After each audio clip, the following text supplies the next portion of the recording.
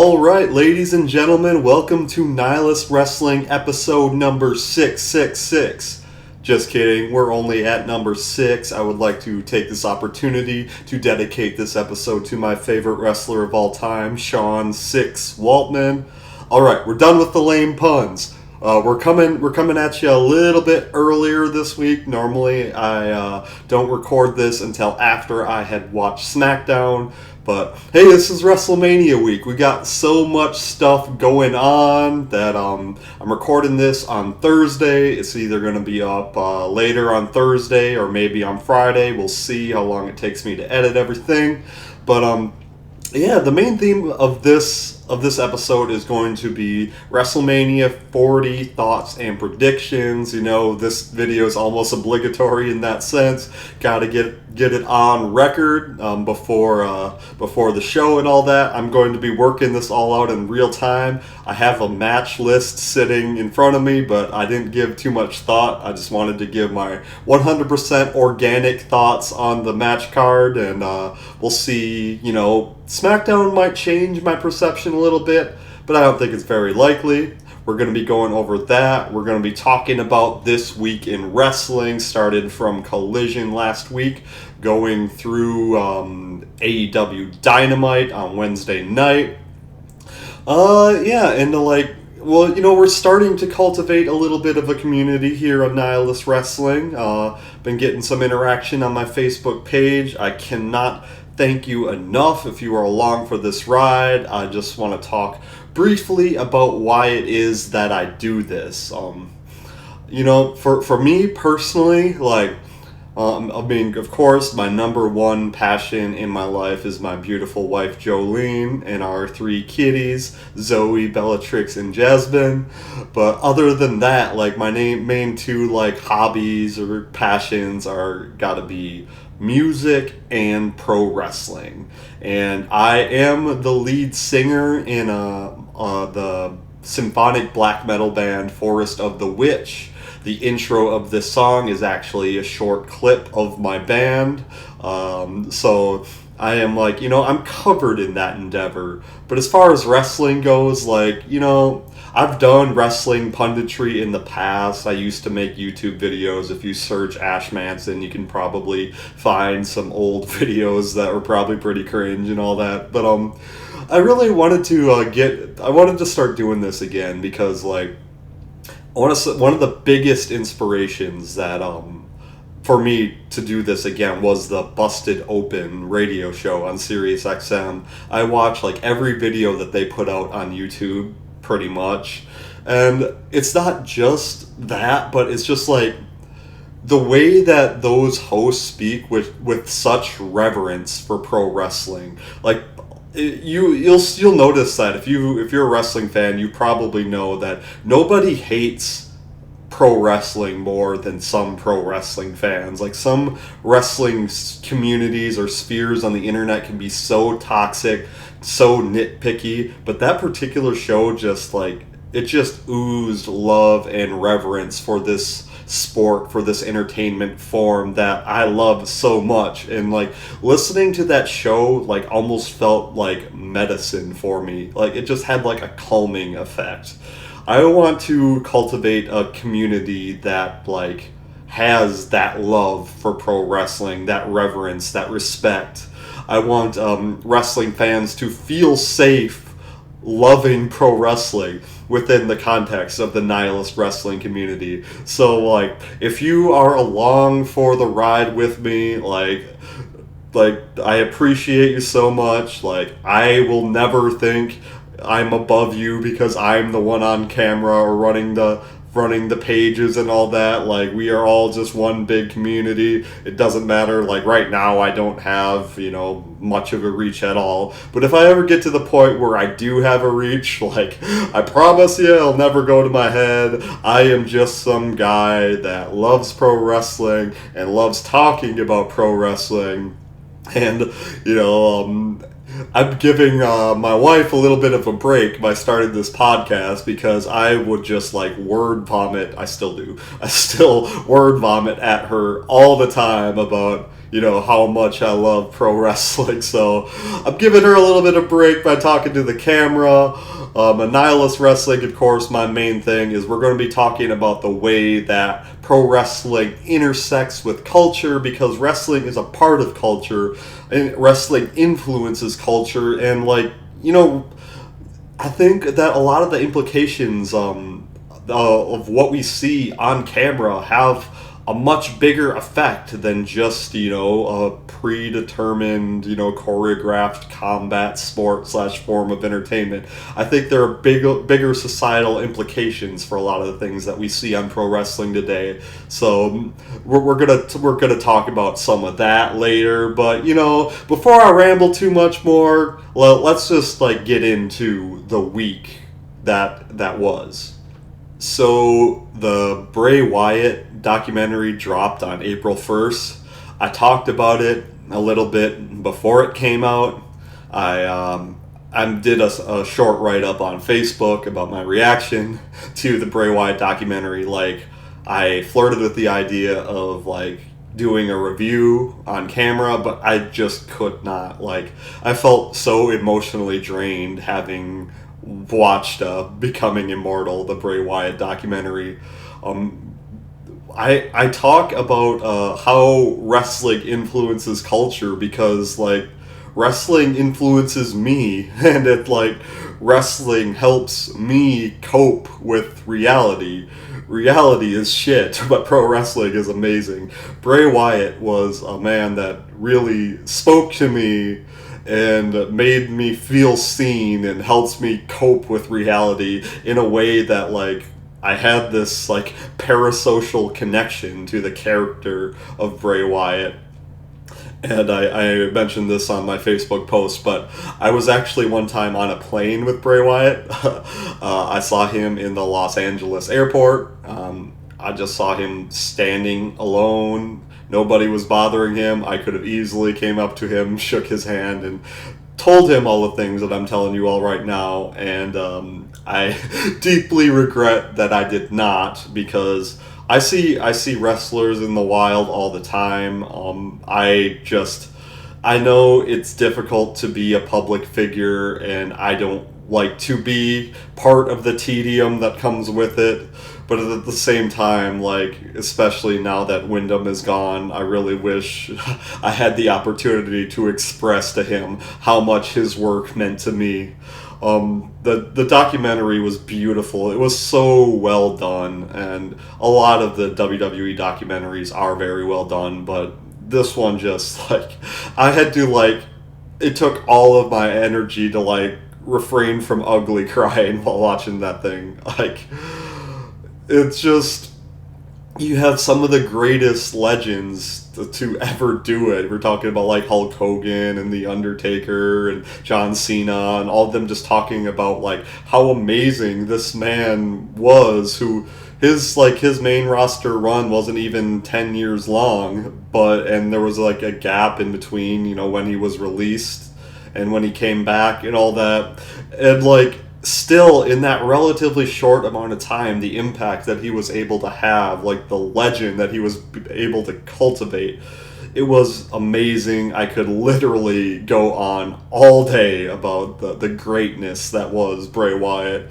And I assure you, I was appreciating him in the moment and not just in hindsight now that he's gone. If you have not watched the documentary yet and you have Peacock, please check it out, but make sure that you're in the right emotional headspace when you do, because it is heavy. One thing I wanted to mention is that Taylor Rotunda, better known to wrestling fans as Bo Dallas, said that his brother gave him the strength to want to continue Bray's legacy, which is kind of intriguing. We know that Bo did portray the Uncle Howdy character and all that.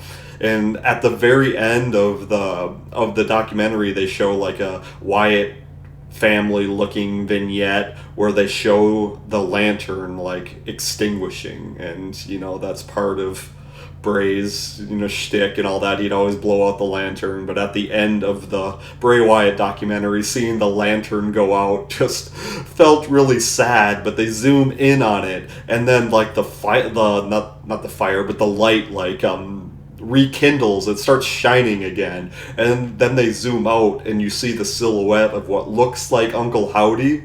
So that might be an indication of what's coming in the future. I know they haven't brought Alexa Bliss or Braun Strowman back to television yet. I think Braun's dealing with some kind of medical issue. I can't exactly remember. Of course, Alexa Bliss, she gave birth. It was a while ago at this point, but it takes a long time to get back into ring shape and all that. And of course, she wants to spend time with her kid, but she tweeted recently that she's back at it. So I would like to see Braun Strowman, Alexa Bliss. If they could rehire Eric Rowan, that would be great. And the reason, I'm kind of, when a wrestler passes on and it comes down to whether they should continue their legacy on camera or leave it lie. Maybe in the past I would have hoped that WWE would just kind of leave this one be, because I didn't really trust them to tastefully respect the dead. But with this new regime, with Taylor on board and all that, and all those people that were very, very important to Bray, the Triple H era and all that, I actually do I do trust WWE to do this tastefully, so I'm really excited to see what they might do to honor Bray Wyatt in the future. And I've got to stop myself, because again, I will go on forever about how amazing that man was. But so let's just talk about the week in wrestling. Starting with Collision, Matt Cardona answered the Cope Open, and I just God, I love this long-term storytelling with Matt Cardona, aka Zack Ryder, being an edgehead, being all grown up and being the self-made man, and really etching a name for himself on the indies, only to come back to AEW. He was never under contract there, but he worked a few dates early in the company to challenge Adam Copeland for that TNT championship. I loved seeing that. I mean, Adam is able to tell some really great stories now that he has creative freedom. I've talked about that in the past, and I just continue to be very happy that he has the power to do so, because he is so great at it. What else we got? We're going to talk a little bit about what happened on Raw. You might see right now, I'm repping the Cody Rhodes shirt going into WrestleMania. Who has more on the line than Cody Rhodes? Obviously, there was that segment with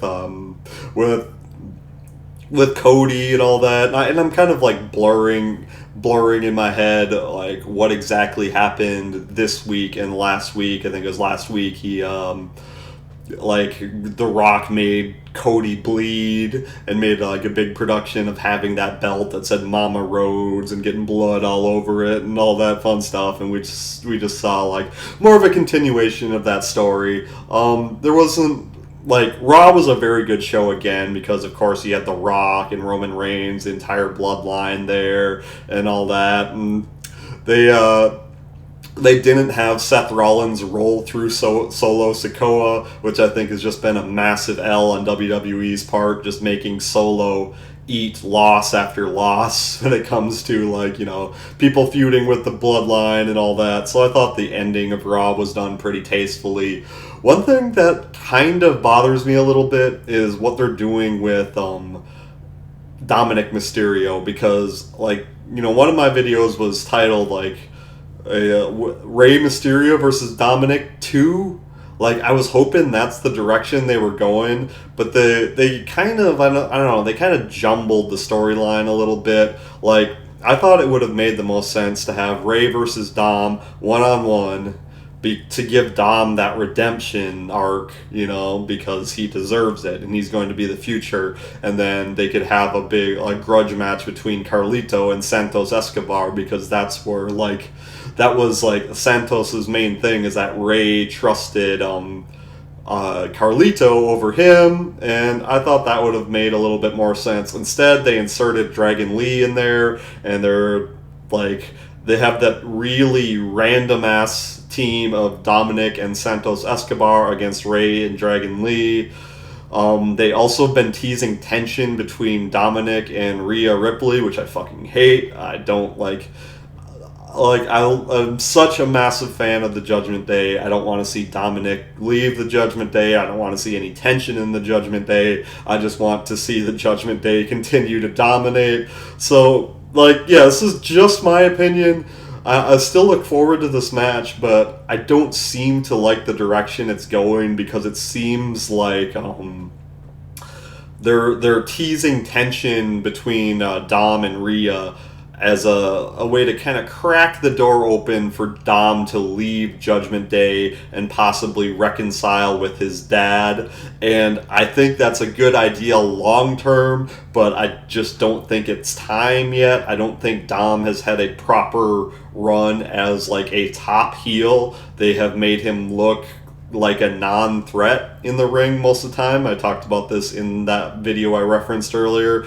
So, I'll be patient, and I will see where they're going with all of that.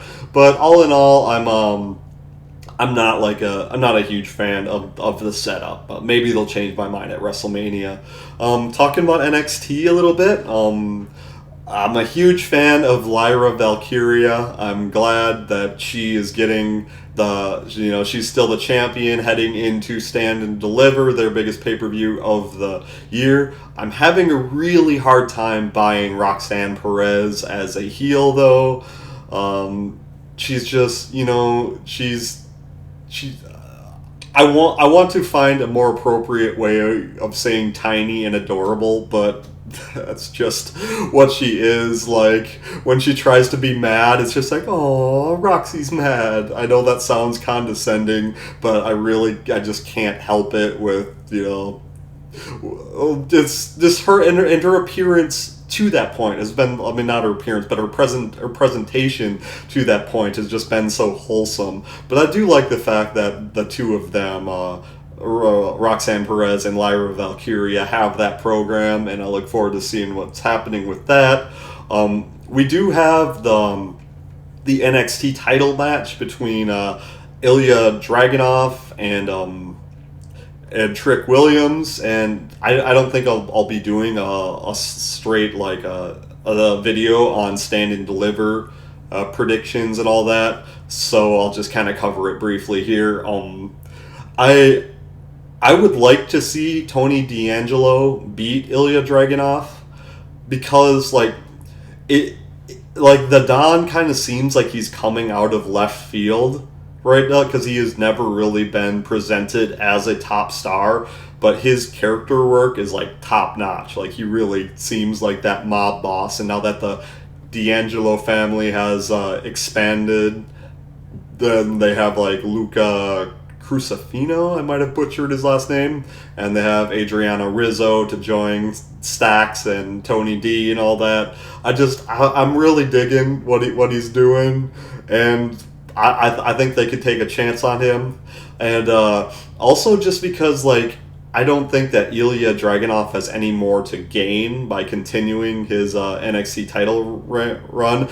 To a lesser extent, it's kind of where Gunther's at, with his Intercontinental title run. I know that Ilya's reign hasn't been nearly as long. It's just Ilya has proven everything that he could prove at that level. I think he's ready to move on to the main roster. So whether that's the direction they're heading with him or not, I would just like to see them give Tony D a shot. And then the big one, of course, Trick Williams versus Carmelo Hayes. I can't rightfully tell you what I hope happens, because I'm just such a massive fan of both of them. Because like it's either Trick is going to get his massive like coming out party by scoring that definitive win over arguably the biggest star in NXT right now, or like Carmelo's gonna do some shady stuff to get that W over Trick, leaving fans hungry for Trick's like, you know, coming out party. But yeah, like I thought it was so powerful and so important that Trick got on the mic and said that NXT Stand and Deliver is going to be the first time that two black men headline a premium live event. Turns out that's not 1,000% true, because The Rock and Booker T headlined SummerSlam 2001. You can make a distinction between pay-per-view, premium live event, etc., etc. But still, even so, that was like, you know, 23 years ago. It's been that long since two black men have headlined a pay-per-view / premium live event. And like, that really means something to a lot of people. And it does not have to, as I said in the last video, it does not have to personally affect you in order for you to really appreciate the gravity of all that. And that's something I've been talking a lot about on the Facebook page. And of course the reception has been like 95% positive, but you always have those like couple people that are like, who cares, whatever, etc., etc. And this is just basically like what I would say to people like that. Like, I like to assume everyone's coming at this with good faith, even though that's not 100% the case all the time.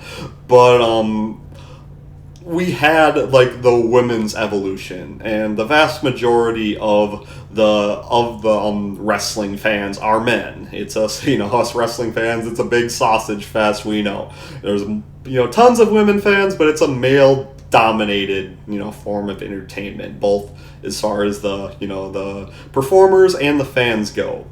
Were people like watching the women's revolution unfold and saying like, who cares, whatever? I'm sure somewhere were, but like, even you could see that the vast majority of the predominantly male audience was appreciating that as it happened.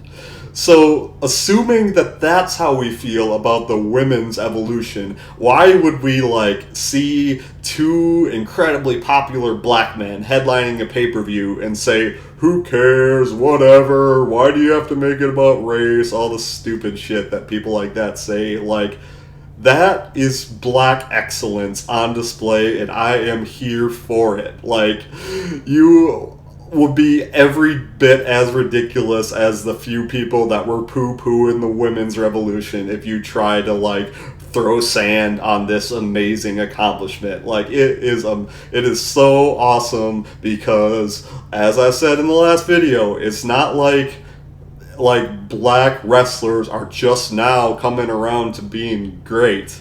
They are just now coming around to being recognized as being great. So I think it's phenomenal that those two men will be headlining Stand and Deliver. I honestly don't care what happens. I just, you know, I didn't want to see them feud, but now that the match was made and all that, I am excited as hell for it.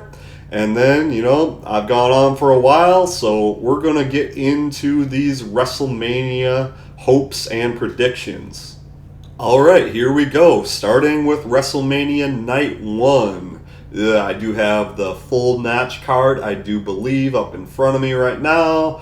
Let's see. We got Rey Mysterio and Dragon Lee versus Santos Escobar and Dominic Mysterio. I already mentioned that I thought this was a little bit of an L, the booking of this, compared to where they could have gone with it. I guess I'm going to hope that Dominic and Santos win, because I'm such a massive fan of both of them and their heel work. Yeah, there's my prediction is probably, oh god, like I said, I haven't really like thought all this out. I'm figuring it all out in real time. I'm going to predict that Rey Mysterio and Dragon Lee win, just because it just seems like they're trying really hard to make like Dragon Lee like the new hot luchador. In my opinion, again, I think that's an L. But that's about the extent of my thoughts on that. I'm more interested in seeing what happens after that match, like how. Like I said earlier, I think that they might be starting down the path of turning Dominic face, which I do not want to see yet. Like I said, I know it's going to be huge. I don't think now is the time. Maybe they're just planting the seeds for it to happen later.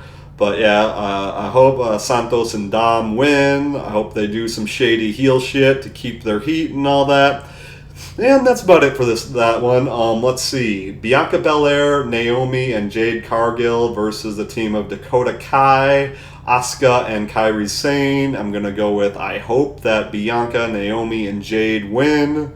It would be really weird to start Jade off with a loss after all the effort that they've done, like, promoting her and all that. So my hope and prediction is the same. I think Bianca, Naomi, and Jade are going to win on that one. Also, big fan of Damage Control, but you know what? There's winners and losers, and I think they're going to be the losers in that one. Let's see. We got the 6-pack ladder match for the undisputed WWE Tag Team Championships. Judgment Day, that's Damian Priest and Finn Balor. The Awesome Truth of The Miz and R-Truth. Johnny Gargano and Tommaso Ciampa. DIY, The New Day of Kofi Kingston and Xavier Woods. The New Cash Republic of Pete Dunne and Tyler Bate. And A-Town Down Under, which is Austin Theory and Grayson Waller. It seems like a really raw, heavy tag team title match. Let's see. Judgment Day, they're Raw. Awesome Truth, Raw. DIY, Raw. New Day, Raw. New Cut Republic, SmackDown. A-Town Down Under, SmackDown. The only reason I make that distinction is because what I really want to see is those tag team titles split. I would like them to hang them both up there and have one team take down one and another team take down the other. Those belts, the red and blue ones, are ugly as sin. So, I mean, I don't think sin is ugly, but just as a matter of speaking, if they are going to keep the combined, like, undisputed tag team titles, which I do not want to happen, mind you, I think they should at least get a new design. Don't go back to those old, ugly copper belts that were also ugly as shit. So, let's see. If I had to, like, I guess my prediction, I'm guessing that I'm gonna say the Awesome Truth, the Miz and R-Truth are going to win the titles, the undisputed titles, just because I think that it's just gonna be like giving these like older respected veterans their due. They're just, both of them just do tremendous work year after year, mostly making other people look good, so I think they're going to get theirs. I also think that they need like what I would hope happens, like if I'm just doing straight hope, is they split the belts, but Damian and Finn keep a set, probably the Raw titles, and then maybe the SmackDown titles could go to Grayson Waller and Austin Theory. But I do think that the Judgment Day are going to lose the titles because it's going to be like a way to get the titles off of them without making Damian Priest or Finn Balor look bad, which is important because something else we're going to talk about, and I have foreshadowed this in the past.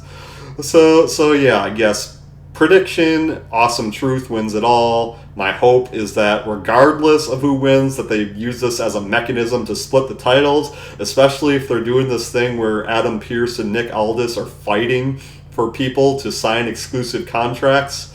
There's more than enough tag teams to have a set of tag team titles on both Raw and SmackDown. So yeah, split them and get rid of those god-awful belts. Alright. So, the next match, we got Yeet versus no Yeet. Jey Uso versus Jimmy Uso. My prediction is that Jay is going to win because he is the guy that's massively over with the fans, and they might use this as a launching point for him to be a serious contender. My hope is that Jimmy Uso wins. And the reason I'm saying that is because I think it's flown under the radar, just how great Jimmy Uso's been doing with his whole spiel with Roman Reigns, I'm the backup QB. I'm running the plays when you're not around. I'm him, Jim Uso, no Yeet. I think he's been thoroughly entertaining, and he's kind of somewhat in the shadow of his more popular brother, and I think it could be more beneficial for Jimmy Uso to get this W here. If he has to do some shady shit to make it happen, so be it. But yeah, that's what I'm hoping happens. But that I'm sure it means a lot to those guys to be doing this together. The same way that, Ray and Dominic have to pretend like they don't like each other on camera, but in reality, they're family. They really appreciate this opportunity to make history together. And yeah, looking forward to that one. Intercontinental Championship match, Gunther versus Sami Zayn. My prediction is that Gunther wins. My hope is that Sami does. And the reason why I say that is because, as I previously said, Gunther has gained all he could possibly gain by being Intercontinental Champion. It's time for him to be considered in the World Heavyweight Championship title picture. I'm not saying throw the title on him right away, but he should definitely be considered in that picture. He's not gaining anything more. He's already the longest reigning Intercontinental Heavyweight Champion of all time. I would say Sami could benefit greatly from having this feather in his cap. I know Sami's entire storyline has been, I am a World Heavyweight Championship level superstar. And then he goes and challenges for the Intercontinental title. Not everyone can be challenging for the world title. This is a way to have Sami do something meaningful. So yeah, I'm definitely in Sami's corner for this one. Well, I guess we'll see what happens. I don't predict that he's going to end the longest reign of all time, but I'm hoping so. All right, we got Women's World Championship, Rhea Ripley versus Becky Lynch. My hope and prediction are the same. I hope and predict that Rhea wins. Reason being, she is just a pop culture sensation. Mommy's always on top. I don't think there's any reason to take the title off of her. Becky surely doesn't need it for her legacy. Sure, she hasn't won the women's world title. She has been the SmackDown women's champion, which is the title that turned into the women's world championship. So technically that could be a new accomplishment for Becky, but she doesn't need it. It's going to be a great match, but yeah, I think Mommy's going to stay on top for that one. All right. And now the main event of night one. The Rock and Roman Reigns versus Cody Rhodes and Seth Rollins. My hope and prediction are the same for this one. I hope and predict that the Bloodline, The Rock and Roman Reigns wins for two reasons. Number one, how can you dangle a Bloodline rules match in front of people, which is basically, no holds barred. The Bloodline is allowed to be at ringside and engage in any shenanigans, knowing that they're going to do it no matter what. But then, take it away from people. I don't think that makes a whole lot of sense. Plus, they need to create that extra level of adversity for Cody and I guess Seth too, because he's going to be defending his title the next day for them to potentially overcome. So yeah, hope and prediction is the Bloodline wins. I'm kind of disappointed that The Rock isn't in a singles match. I think it would have been cool to see The Rock versus Seth on Raw. But maybe I don't know if The Rock wants to do a singles match. He was going to do it against Roman, so I don't think it's that he can't do it. But it's cool to see The Rock back in WrestleMania. Like, I was hyped for Rock versus Roman. I'm also hyped for, Roman versus Cody. I'm just happy to see compelling storylines happening on television. So I am not although I'm a massive Cody fan, you can see me repping him right now. I'm not necessarily the Cody crybaby who was like screaming like, no, it should be Cody. I was like, as long as it's compelling, I'm good with it. So yeah, hope and prediction, Bloodline wins night 1, and now we're going to get into night 2. Night 2 of WrestleMania, here we go. We've got Bobby Lashley and the Street Profits of Montez Ford and Angelo Dawkins versus the Final Testament, which is Karrion Kross and the authors of Pain, Akam and Razar, with Scarlett and Paul Ellering in their corner, with B-Fab likely in the corner of the Profits and Bobby Lashley. Like, I want to be more into this program than I am. So the Final Testament has the aesthetics of everything I should like in a pro wrestling stable, right? With that kind of gothic, metal, dark presentation. But I can't really put my finger on why it's not connecting with me. Karrion Kross has all the tools. Akam and Razar, they had some great matches back in NXT and all that. It's kind of the same for Lashley and the Street Profits, though. It's in both occasions, and this is just just my opinion. That doesn't mean I'm right. I don't think that the whole is greater than the sum of the parts of either of these teams. Maybe this WrestleMania match will go a long way into changing my mind, but neither stable is particularly resonating with me, even though I'm a fan of everyone involved. I would like to see Bobby Lashley and the Street Profits, along with B-Fab, be giving a name.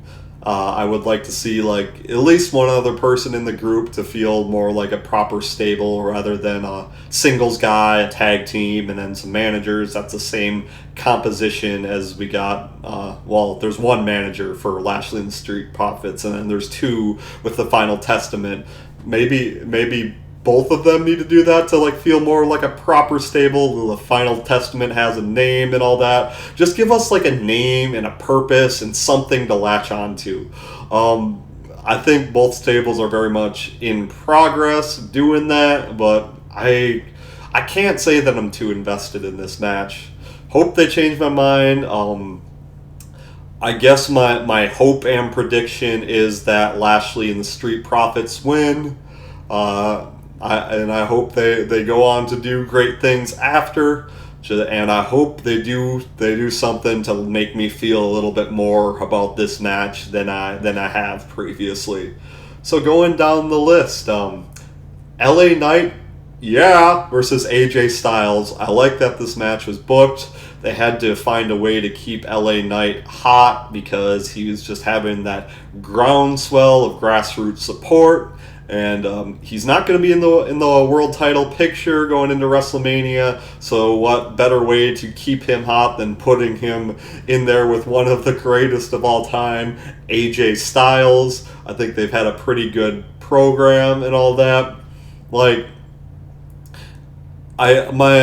hope and prediction is also the same, that LA Knight gets the win on this one, but I gotta tell you, I'm not mad if AJ wins.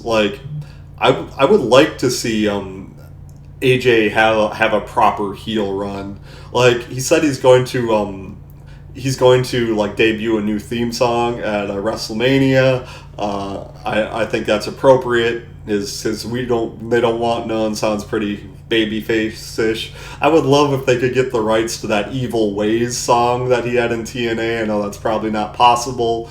But I thought AJ's heel run at the very end of his TNA run was the best work of his time there. At least the best character work. When he came out with that No One shirt, No One, because that's who he trusts and all that. And then he went on to go to New Japan and go on an absolute tear with the Bullet Club and all that. I would like to see that AJ Styles emerge from all that And if it comes, at the expense of LA Knight, I guess that's all right with me. But I mean, LA Knight is like, again, one of the most popular stars in the company. That's why I think he's going to get the win there. Get not upset by either scenario. We're just going to see what happens. All right. United States Championship triple threat match. Logan Paul versus Randy Orton versus Kevin Owens, with Logan Paul being the defending champion. Again, I'm not too invested in this match, really. One of my more controversial pro wrestling takes is I'm just not a fan of Randy Orton. I respect Randy Orton the man. Randy Orton the character just doesn't resonate with me. It's a little bland to me. I know that's heresy to a lot of people. Just doesn't do it for me. Not to say I'm right, just my opinion. Kevin Owens, of course, I'm a big fan of. And Logan Paul, I have a complicated relationship with, right? Because he looks like that typical jock, like that guy I'm supposed to hate, right? But, he gets in that ring, and there's no denying he's pretty fucking good. So I respect him for that. And I decided to give his prime hydration drink a shot, and I gotta say, I'm a big fan of that too, especially the fruit punch hydration drink. I know he's got the energy drink too, that is my shit. And then whenever he has wrestlers on his Impulsive podcast, I'd end up tuning into it, and I think that Logan is actually a very thoughtful podcaster. I think he asks good questions. He seems to be coming from a good faith perspective and all that. And with all these things added up, I'm like, shit, am I a fan of Logan Paul? Oh no, because again, he's got that aesthetic that I'm just trained to hate, as a heavy metal guy especially. But as far as what I think is going to happen, I think that Randy Orton wins. As far as what I hope happens, I don't have strong feelings about this one, honestly. So my predictions, Orton. I guess my hope is that Logan retains, just because he's a pretty hot heel. It's hard to deny, and if that means that he sticks around a little bit more, that's cool with me, because I do appreciate his work in WWE. WWE Women's Championship, Io Sky, the defending champion, versus Bayley. This is a wonderfully told story. My hope and prediction are the same with this one. I think Bayley wins it. Always been a massive fan of Bayley. Bayley was one of the MVPs of the pandemic. Some people say that she's maybe the number 2 most valuable player behind only Roman Reigns with what she was doing. I wasn't watching a ton during that time, I got to admit. But just Bayley is so hard not to respect, not to appreciate, and she's has a very sympathetic character. She started Damage Control, which propelled Io and Dakota to new heights. And Asuka and Kairi joined, and all of a sudden they were this unstoppable force. But then they decided they didn't need the leader that helped spearhead it all. It's kind of like what happened with the Judgment Day, with Edge being kicked out. I think this is going to be a wonderful feel-good moment for Bayley. I look forward to seeing that. Speaking of the Judgment Day, even though the Judgment Day is not involved in this matchup, World Heavyweight Championship. Seth freaking Rollins, the defending champion, versus the challenger Drew McIntyre.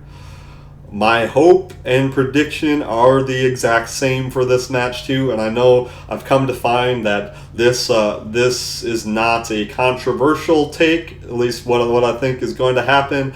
I think that Drew McIntyre defeats Seth Rollins. They're probably going to play up the fact that Rollins is still shaken up from his fight against him and Cody against the Bloodline the night before, and Drew McIntyre is going to capitalize on that. He's going to have his "I told you so" moment. You should have taken this more seriously, Seth. Drew is going to catch Rollins not prepared. I mean, he's going, just not... The fact that he didn't put 100% of his focus on his world title fight is going to be the reason that Drew finally gets his moment in front of all the fans. Or is it? Senior Money in the Bank has been holding onto that briefcase for an awful long time.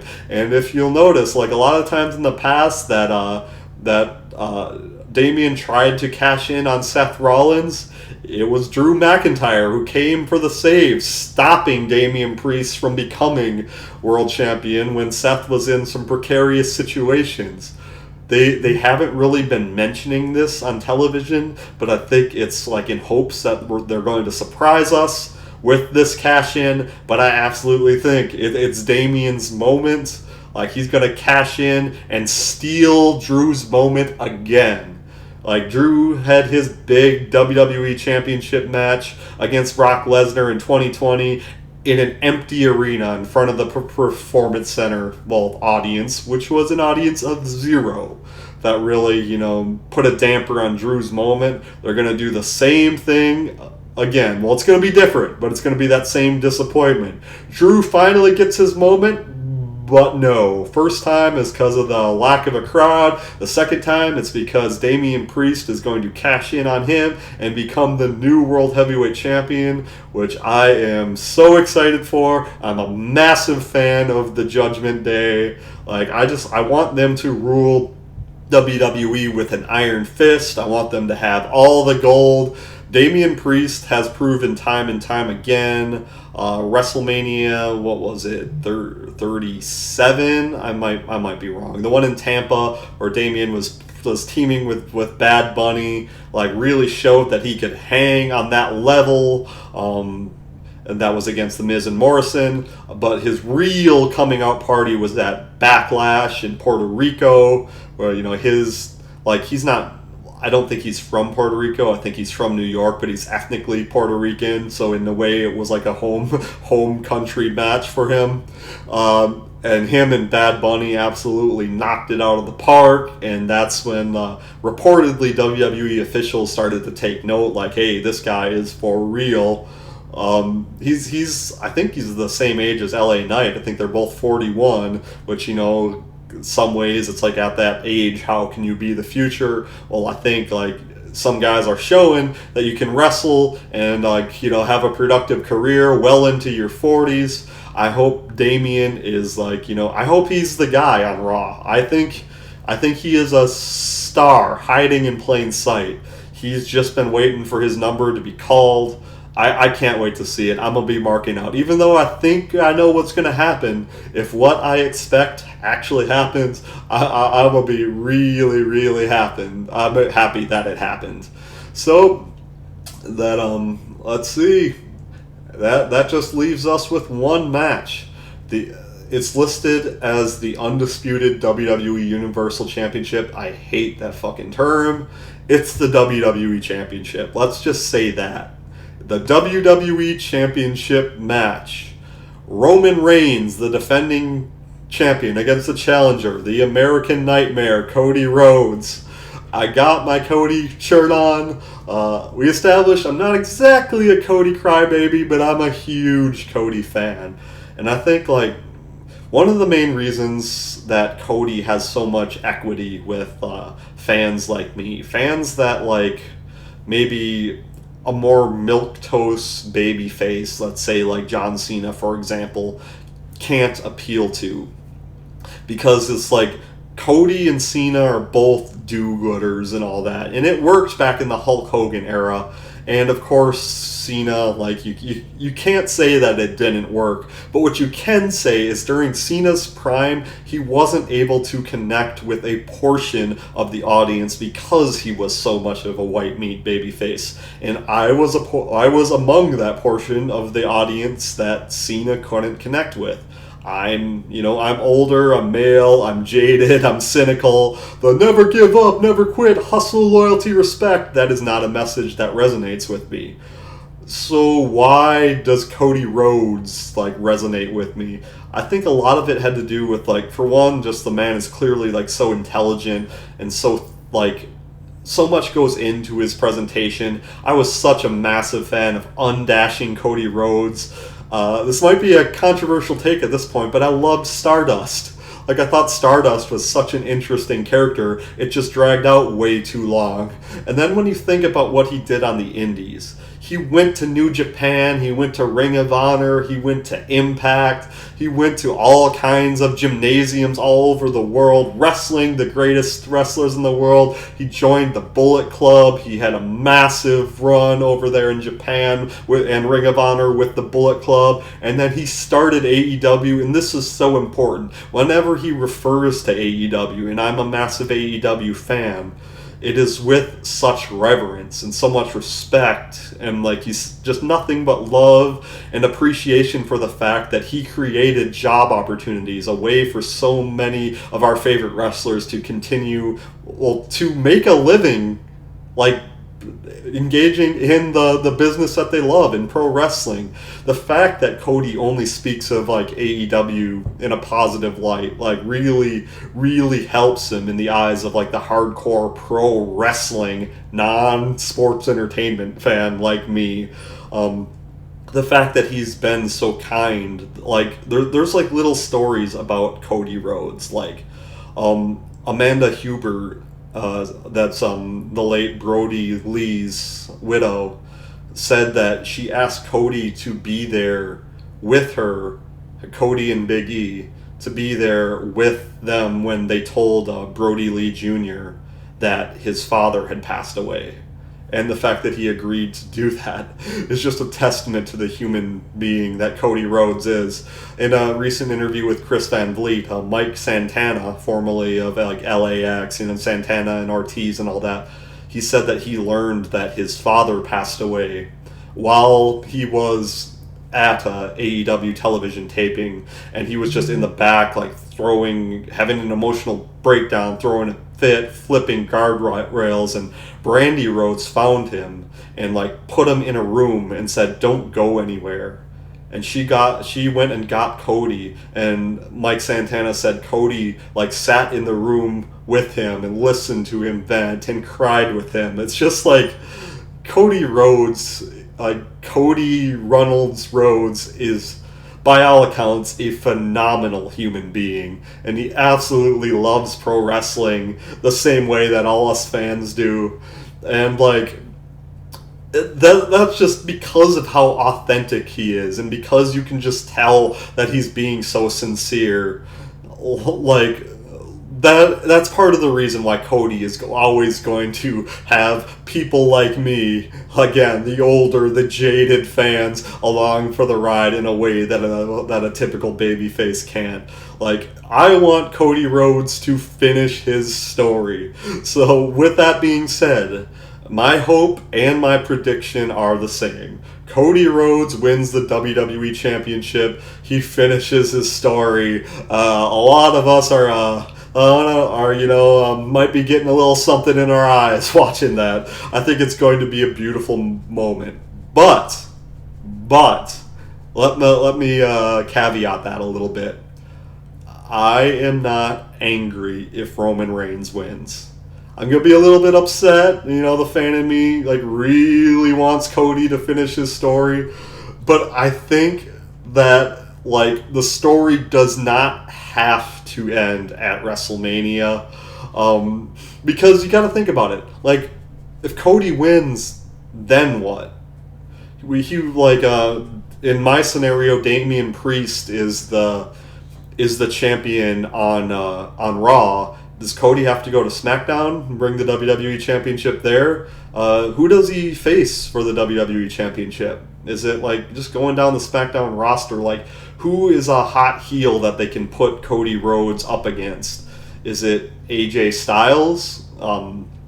Which would be cool, but in my scenario, AJ just loses to LA Knight, so where's the logic there, And it wouldn't make a whole lot of sense to do babyface on babyface action there. I think a compelling opponent for Cody on SmackDown would be Randy Orton.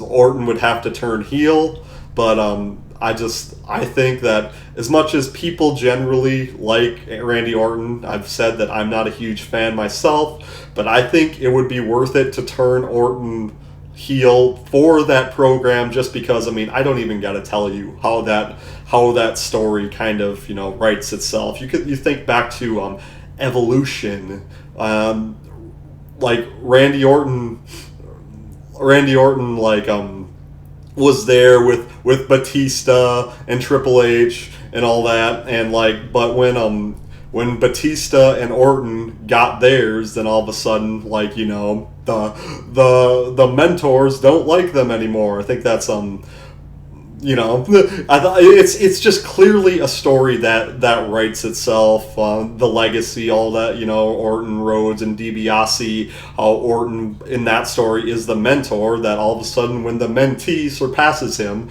there's a degree of jealousy and resentment and all that.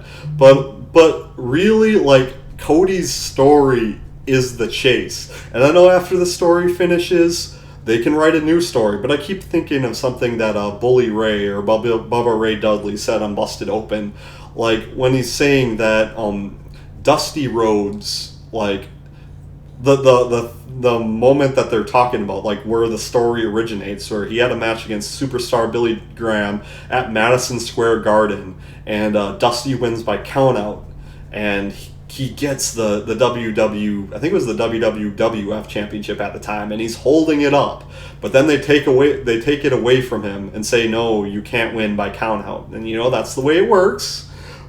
But it was in Madison Square Garden, and maybe it would be a perfect way to finish the story if they have a pay-per-view in Madison Square Garden to have that symmetry, But, at the same time, what's bigger than WrestleMania? Does Cody lose steam after winning the WWE Championship? So he finally did it. Then what? I would be worried about that, but Cody has been able to conquer anything. When he was going head to head with Sami Zayn's popularity last year leading into WrestleMania, and some people were worried well, they're giving us Cody when we want Sami. Is that going to hurt Cody? Well, it didn't. And then when Cody lost and he had to and he didn't finish the story at a time where it seemed like they caught lightning in a bottle. Well, could Cody keep this hot for an entire another year going into WrestleMania? And he has, and he's arguably helped make it even bigger. So maybe figuring out where the story goes from there is the next challenge that Cody needs to overcome, and that Cody is very capable of overcoming. And I can't wait to see it. I'm very emotionally invested in it. This is the most excited I've been for WrestleMania in a long time, and I was there last year, and then this year I'm going to be watching it from home. It's just so many cool things are happening in this new Renaissance era, and I actually heard Cody use the term Renaissance era when he was on MMA Hour with Ariel Helwani. So I guess that's it. That's the era we're in. That's the era we just begun. There's something about this context that we're in, this era that we're in, just makes me so much more excited for WrestleMania. So yeah, that's it. Those are my thoughts and predictions, and this has been the longest video I have ever made on here anyway. So if you wrote it out with me, thank you very much. By all means, give me your thoughts and predictions in the comments section. And until next time, my friends, enjoy WrestleMania and revel in what you are.